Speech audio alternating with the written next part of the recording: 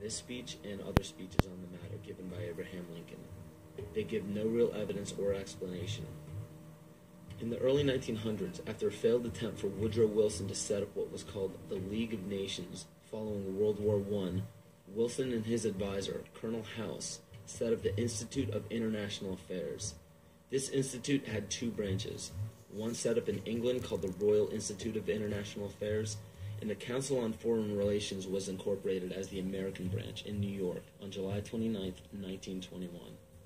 Founding members include Colonel House, J.P. Morgan, John D. Rockefeller, and a few others. A national income tax was declared unconstitutional in 1895 by the Supreme Court, but a constitutional amendment was proposed in Congress by Senator Nelson Aldrich.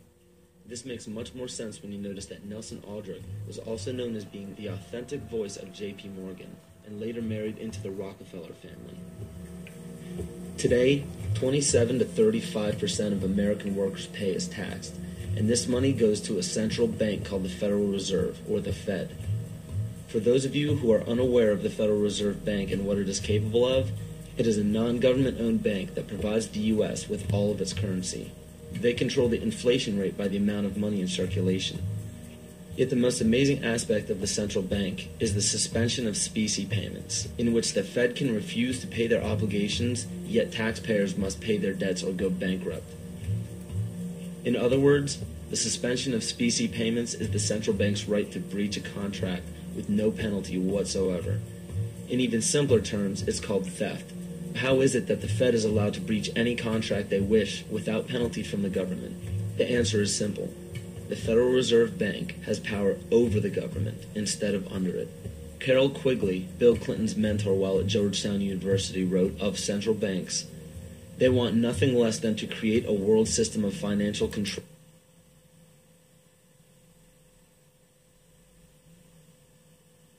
in private hands, able to dominate the political system of each country and the economy of the world as a whole, controlled in a feudalist fashion by the central banks of the world acting in concert, by secret agreements arrived at in frequent private meetings and conferences." It is important to note that nearly all of the founders of the Federal Reserve Bank were involved in the conception of the Council on Foreign Relations. Since 1934, when the Fed was established, almost every United States Secretary of State, all Secretaries of War or Defense since Henry L. Stimson, almost every head of CIA since Allen Dulles, nearly all presidential candidates, Dwight D. Eisenhower, JFK, Richard Nixon, and Bill Clinton were members of the CFR. George Bush Sr. was actually the CFR director from 1977 to 1979. Understand that all of these high-ranking government positions were lobbied into place by the organization set up by the international banking cartel. There are secret meetings held everywhere by many of the same members in the Trilateral Commission, the Bilderberg Group, the Club of Rome, the United Nations, and the two branches of the Institute of International Affairs.